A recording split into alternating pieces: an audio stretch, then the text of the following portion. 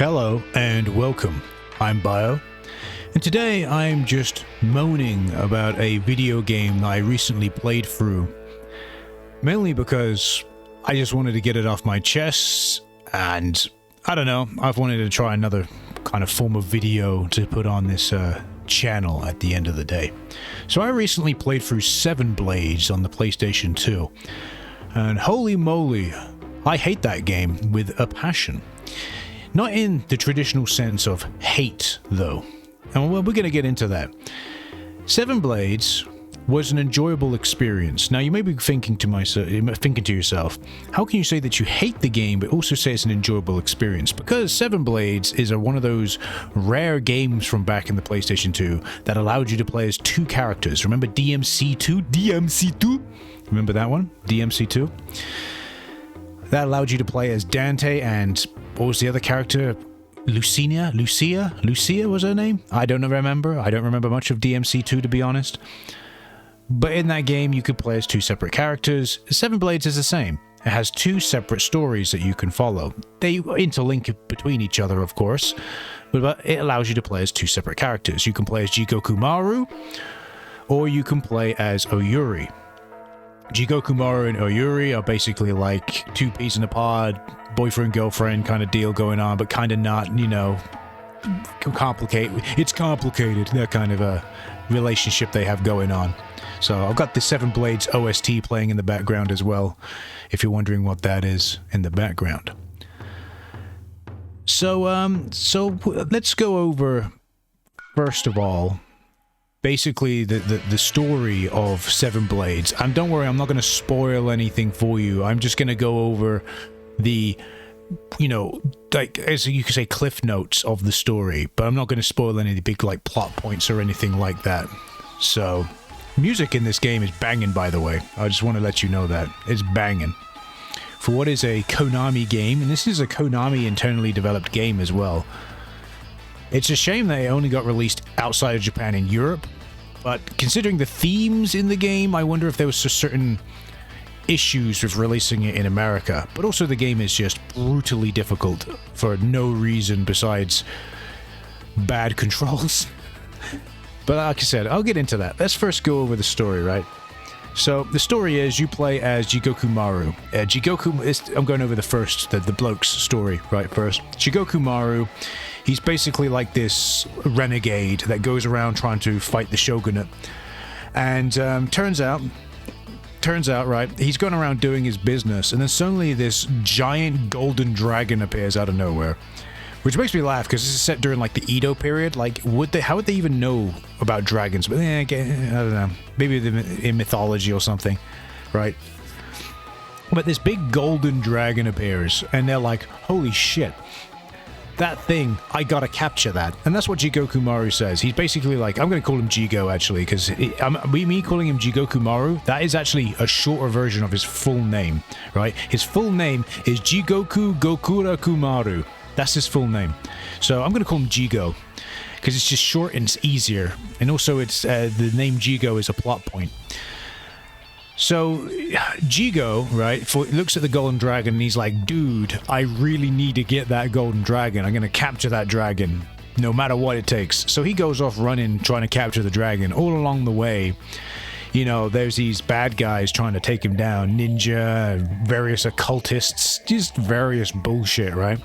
And obviously Jigo's like, oh, well, I'm just gonna take you down.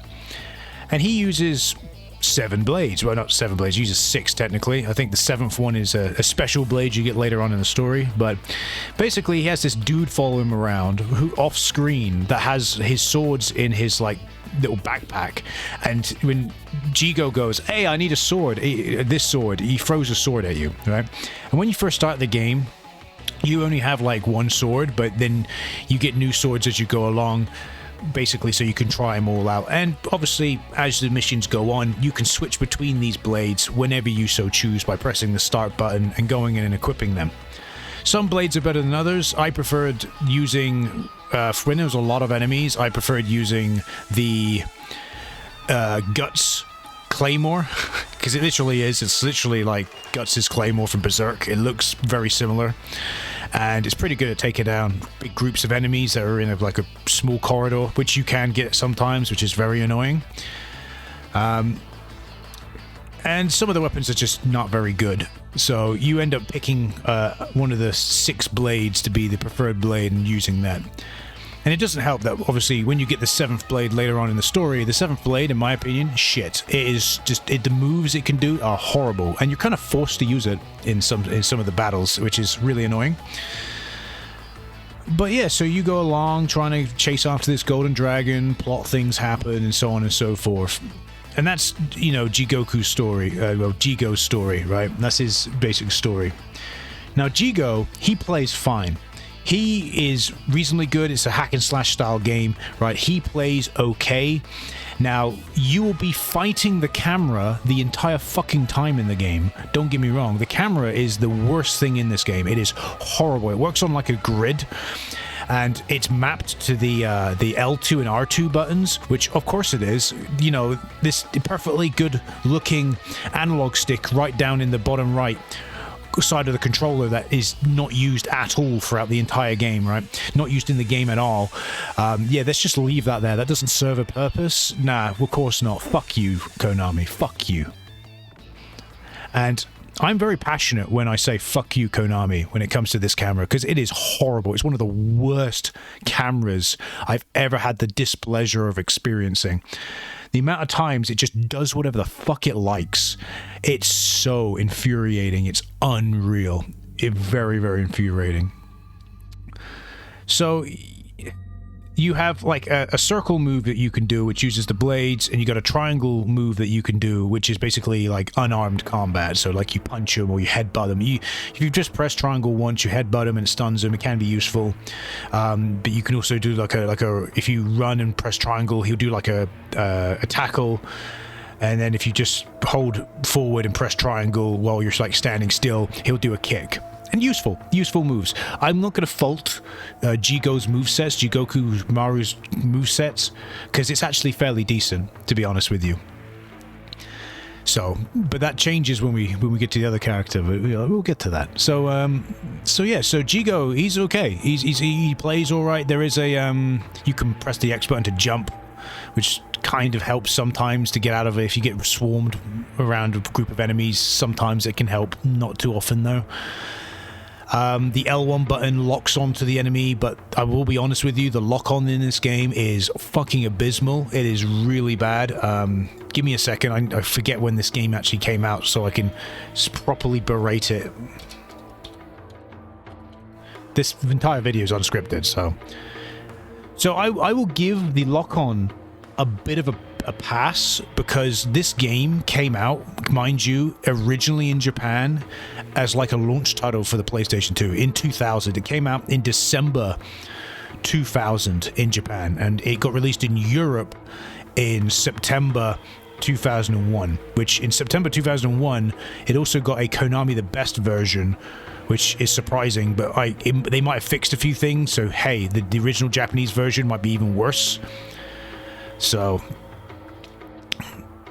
but yeah, so it came out in 2001, so I can give it a pass for its lock-on system, because we weren't quite there yet in terms of like locking on in a hack and slash beat 'em up style game. And hell, keep in mind that I'm going to always reference this. Onichunbara still couldn't get it right, and that game, and Onichunbara came out in like 2005. And yeah, I would say personally, the lock-on in this game actually is not that bad in comparison to Onichunbara, which is shocking to think, right? So yeah, you have that, and like I said, the lock-on, yeah, it can be useful with Jigo. Can be is the key word, but sometimes it's much more easier not to. You can also press, I believe it's the R1 button to kind of go change stance. One where you kind of like free flow and just attack in any direction, and the other stance is basically where your Jigo will attack where the camera is pointing, and that's only where the camera is pointing. So if you're facing forward, you will attack forward. Any enemies behind you, nothing. Even if you move your character towards those enemies, Jigo will still be looking forward and will not attack in that direction that you've just moved. So again, I didn't really find a use for that. So, and then finally, there is parry. Yes, this game has a fucking parry system, and it's fucking horrendous. It has got to be one of the worst parries. See, coming from someone that is a fan of Dark Souls, don't get me wrong, Dark Souls, it's really far down the line. I'm gonna give him credit for just having a parry system in the game to begin with, but I would have much rather had a block, because that's what you don't have. You don't have a block in this game. There is no blocking. There is no nothing of that regard. So you're fucked for a lot of the game. Mainly because the parry is very finicky, and I still, even after beating Jigoku Maru's story, still haven't mastered the parry because it's just so finicky and weird, right? And it's quite funny because technically speaking, I know obviously Dark Souls came out after this game, obviously, but you could argue that Seven Blades is a Souls-like because of the parry system, and Yuri, the other playable character, has a dodge roll. Well, she has a jump dodge. No, it's not really a roll, but similar to a dodge roll. So you could argue it's a Souls-like. Why would you, though? It's a thought that occurred to me, and I thought I got to make a reference to it just for shits and giggles. So you know, you can pick up food off the ground and eat it, and some food is good, some food is bad, but you won't tell you, which is a bit annoying. So you could pick up a food and think, it might be good, and you eat it, and it gives you the bind status, meaning you can't move, and you can attack, but you can't move from the spot you're on. Very good, very nice. So yeah, that's always fun. That's always a nice fun addition. It would be great if just whatever I picked up food-wise just replenished health. That'd be fantastic, because you will drain health very quickly, because guess what? You don't have invincibility frames. Except in very small circumstances. Very small circumstances. The final boss for Yuri, for example. That's one example. That's probably the only one I can actually think of off the top of my head, to be honest with you. And that's when you pick up the gun. I'm obviously not going to refer any more than that, but you pick up the gun, and during the animation of picking up the gun, you are invincible. So you don't really have invincibility frames. So you can get stun locked. If you're surrounded and you get stun locked, they can just drain your health. Oh, tasty. Beautiful. So, but even with me saying what I'm saying, Jigo plays okay. He plays reasonably well. The problem lies with the game is that quite often you're in tight-knit corridors. When the game starts out, it's not like this for the most part. So you can fight in open spaces, and it's beautiful. It's okay. You can get around it, because you will be doing a lot of running in this game, because there's no block. There's no block. If you get surrounded, you run away. What else can you do? I like this track. This is the Kazapera Brothers track from Seven Blades. It's quite nice, actually. It fits what I'm talking about quite nicely. So yeah, but when you get into corridors, oh my word, it's horrible. Because if you get surrounded in the corridor, there's nowhere to go. There's nowhere. And you can't just run through the enemies. It doesn't work like that. Luckily with Jigo, he has obviously his tackle move, which can help in the kick. But you get that with Yuri, and it's so bad.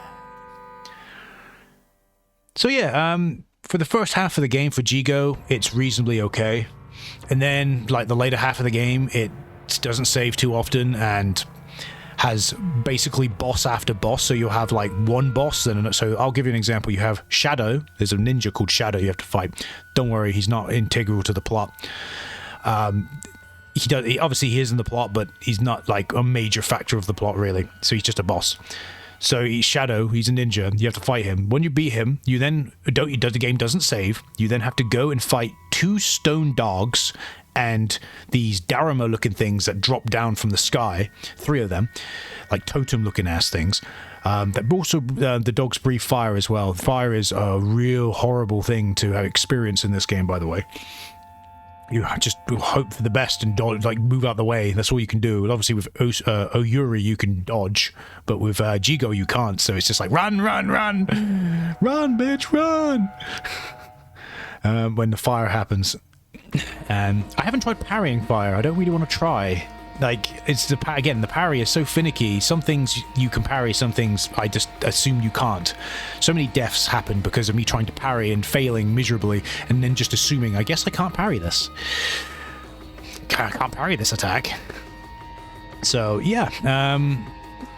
Especially considering one of Jigo's boss fights requires you to parry. Which, luckily I was playing this on emulator. If I was playing this on like original hardware, I don't think I would have been able to beat the game, or even beat Jigo's story. Because, yeah, like, especially with the final boss for Jigo, abusing save slots was the only way of me beating the boss. The only way of me beating the boss. And luck. So yeah. I think I've talked about Jigo's enough. Let's talk about Oyuri's. Oyuri's story, well, not story. Her story is basically parallel. It's like what she is doing while Jigo's doing his thing. It's cool. It's fine. It's interesting. Would I say that this story is worth experiencing? Yeah. If you want to watch the full movie on YouTube, it's about an hour long. If you want to watch the full movie on YouTube, all the cutscenes about an hour long, and you won't miss anything. I'm not joking. Literally all of the story is told in cutscenes. All of the story. So you won't miss anything. There's nothing told in the actual gameplay itself. So you literally won't miss anything. And it's on there. I was going to do it myself, just in case. Yeah, just in case. When I started playing Seven Blades, I thought, oh, maybe I should record myself playing just in case. But I went on YouTube, saw that there was a full movie on YouTube already. So my advice is don't play this game. We'll play it just to see what it's like, you know, but don't beat it. No, don't do what I do. Don't do what I did.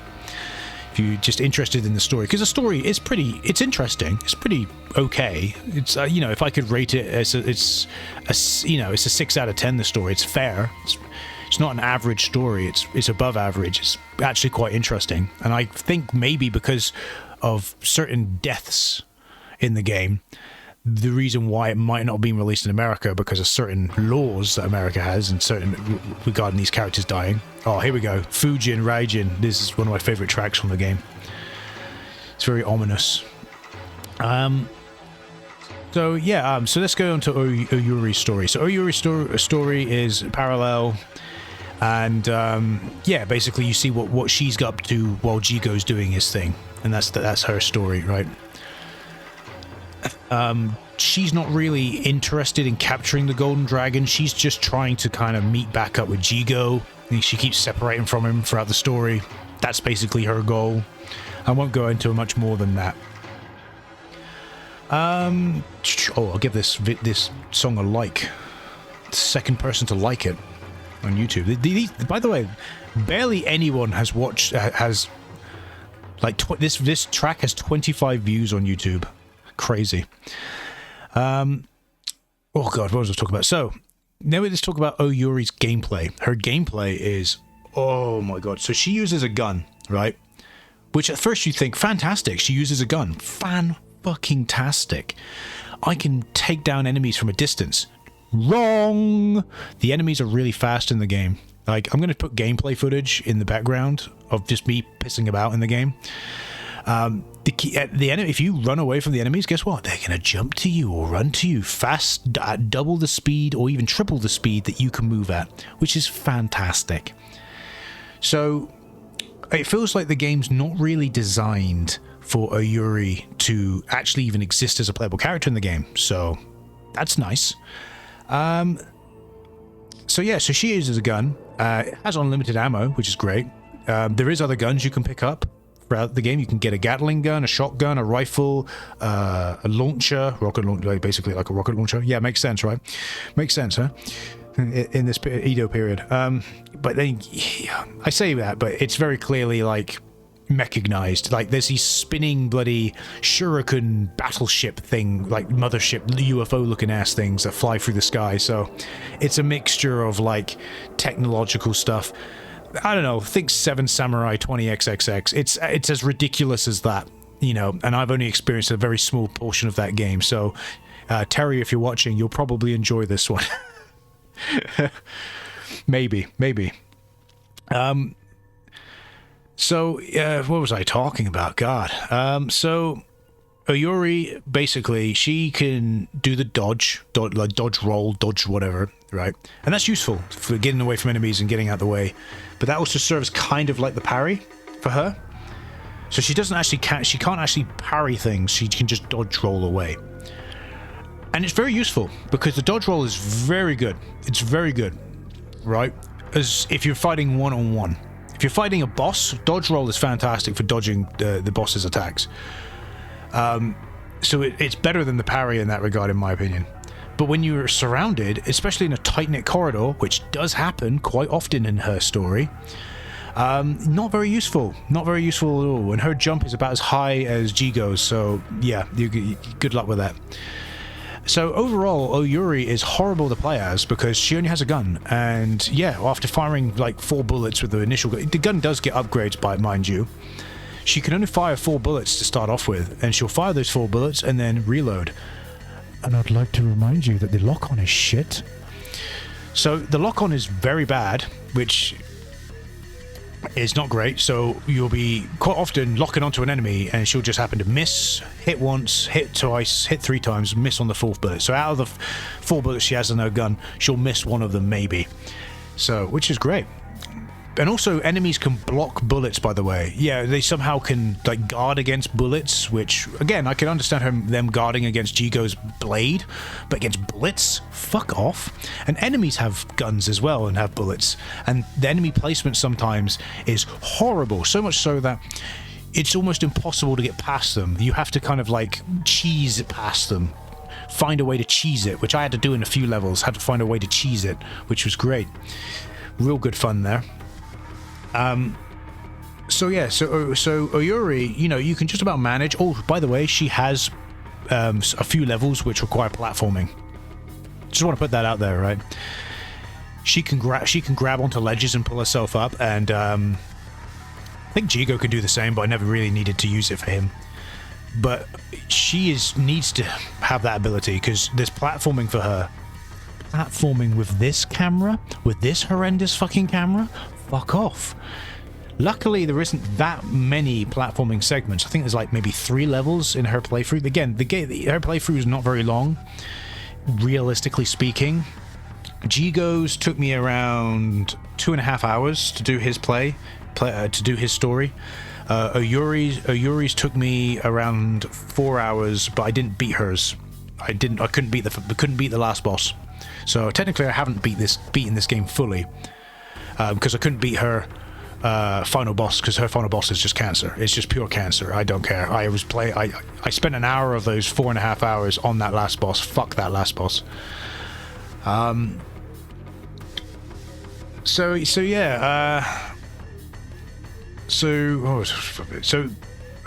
Yuri is, in my opinion, not a particularly good character to play as, and again, her story's interesting because her story's way darker than Jigo's, way darker. She experiences some messed up shit throughout her story.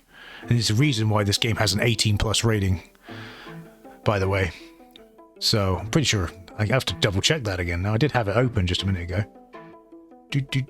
7 Blades.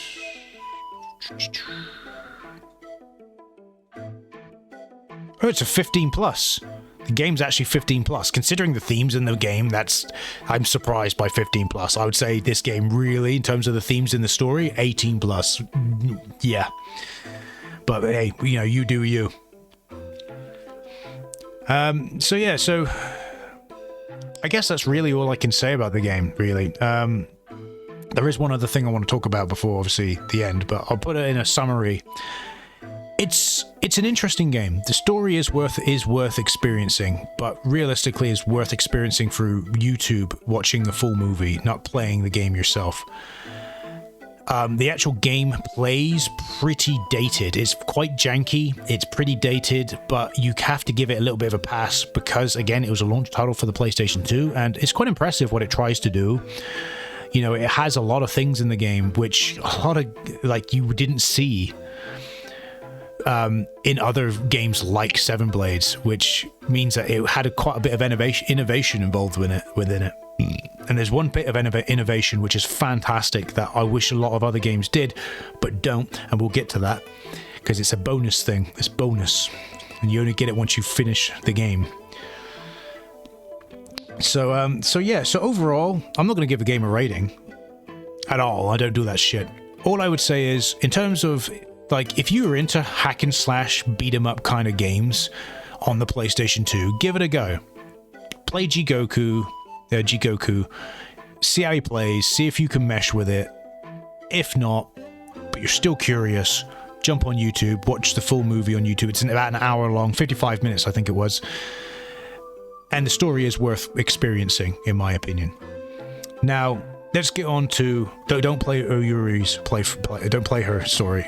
Well, her story's good, but don't play her because it's horrible. Just play Jigo's do a playthrough of Jigo and then be like, okay, I'll watch the rest of the story on YouTube. You're better off doing that. So once you beat Jigo's story, you get a clear data, which I imagine it's the same for Yuri. I imagine it's the same for her. But Jigo, he gets a clear data that you can save. If you load the clear data, you can play any of the levels previously. Fantastic. But you can play as the enemies and the bosses. You can fucking play as the enemies and the bosses. And you're probably looking at the footage right now, because I would have had that probably playing in the footage all this time. Yeah, that's what you can play as. Every enemy in the game, even allies, can be played as.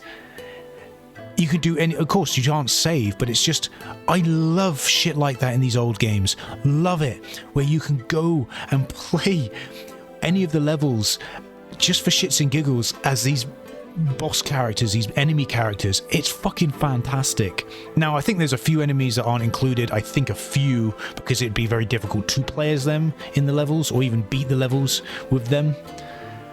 But most of the enemies are in there. Pretty much, I'm pretty sure I saw all of the bosses on there, with the exception of like maybe the Daruma head things that fall down, and maybe the stone dogs. But all like the humanoid enemies, you can play as them, all of them. It's fucking brilliant. Oh, yeah, it's all the humanoid enemies. It's not the crows and shit as well. But all the humanoid enemies you can play as, and that's fucking fantastic. I love that when a game does that, don't you? It's fucking fantastic.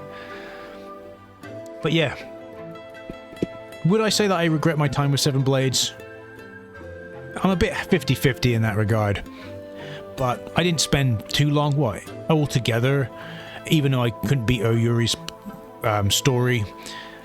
Well, you're looking at 6 hours. That's not that bad, realistically speaking. Nice little, short, reasonable game with an interesting story. Yeah. But I've been Bio.